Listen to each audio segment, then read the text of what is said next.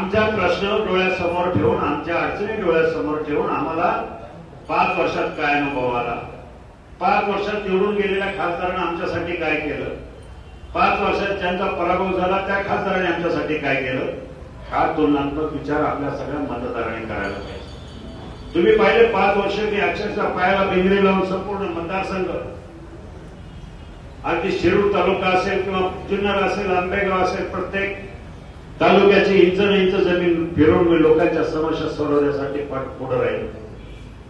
हातात पद नाही, सत्ता नाही, सगळं असताना सुद्धा लोकांमध्ये राहिलो.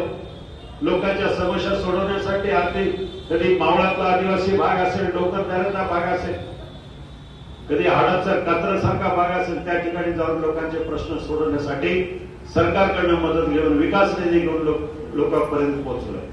आता उद्याचा प्रश्न असा आहे, जर तुम्हाला नरेंद्र मोदीजींची सत्ता येणार असेल तर नरेंद्र मोदीजींच्या विचाराचा त्यांच्या पाठीशी उभा राहणारा खासदार पाहिजे, जेणेकरून आज माझ्याकडे जे प्रकल्प आपल्या मतदारसंघामधले जे प्रलंबित आहे, हायवेचे प्रकल्प जर पूर्ण करायचे झाले तर 5-6 रस्ते, त्यासाठी जवळजवळ 20-25 हजार कोटी रुपये लागतात. रेल्वेच्या प्रकल्पाची किंमत आजची झाली 24,000 कोटी रुपये.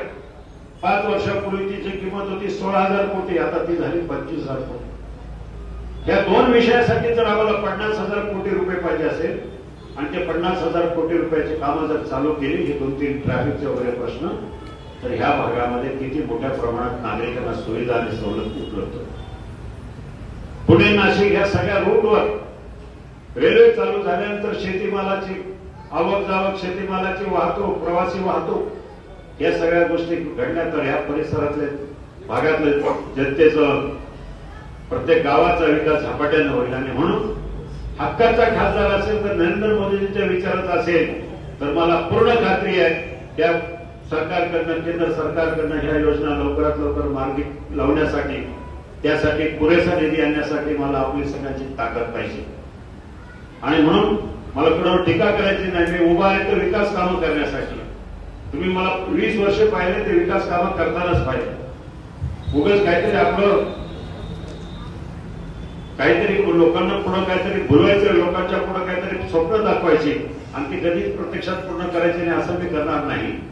आणि म्हणून मला सगळ्यांना सांगायचंय की आता अजून 10-12 दिवस आहे.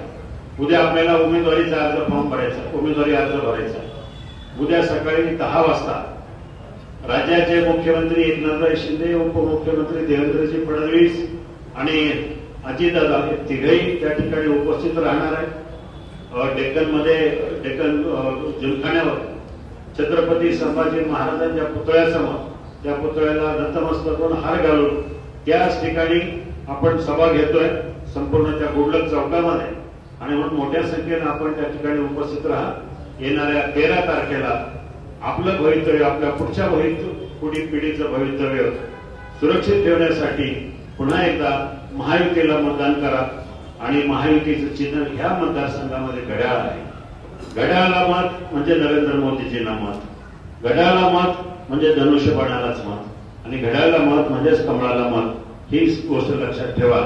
चिन्ह घड्याळ आहे. लोकांमध्ये कन्फ्युजन व्हायला नको. आपल्याला माझ्या माता भगिनीला घरोघरी जाऊन सांगायला पाहिजे की मोदीजींचं चिन्ह घड्याळ आहे शिरूर लोकसभा मतदारसंघ.